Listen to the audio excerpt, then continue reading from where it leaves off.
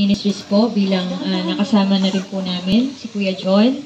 Yan, sa Elegante and Tolentino family po, nandito po kami para makibahagi po sa huling hantungan po ni Kuya John. At bago po ang lahat, bago po tayong mag-umpisa ay inaanyayahan ko po ang lahat na tayo po panandali ang pumikit at tayo po ay manalangin.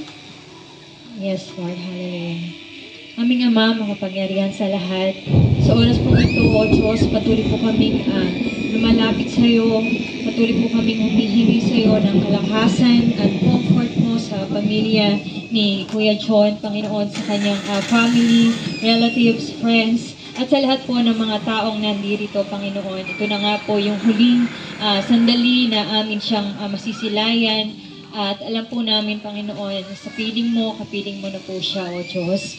Kaya naman, tunay nga po na yung comfort mo ay yung ibibigay sa kanyang pamilya, sa kanyang naiwan dito po sa lupa, Panginoon. Salamat nga po, Ama. Ito po ang aming samatalangin sa pangalan ni Jesus. Amen.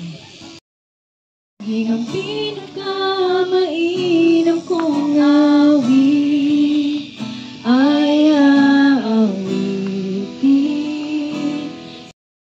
kami po ay nakikiramay at nagpadala po sila o ang church ng isang pamilya sa inyo pong pamilya dahil po si Kuya John ay tinuring naming pamilya. Lalo nang ito ay malapit po sa amin.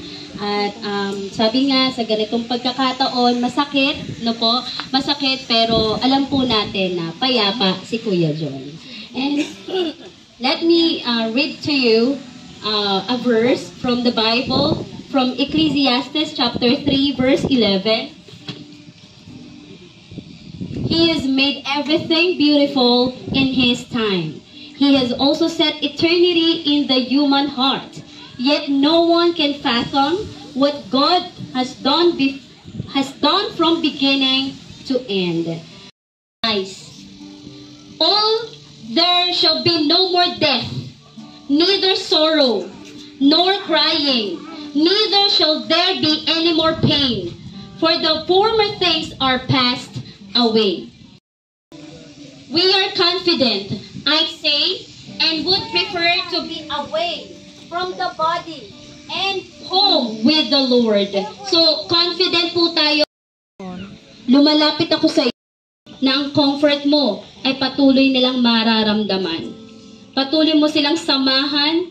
Kung sila po ay nalulungkot, naaalala nila, Panginoon, ang mahal nila sa buhay, alam po namin na sasamahan mo po sila.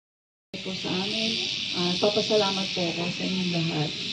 Una po sa lahat, siyempre po,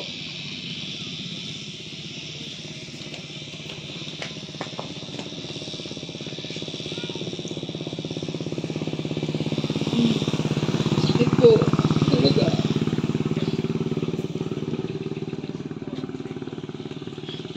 Sa Diyos po ako kumukuha ng kalakasan po na makayanan po ito.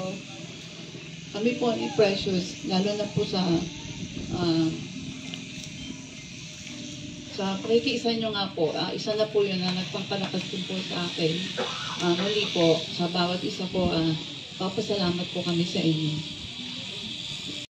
In heaven, but you,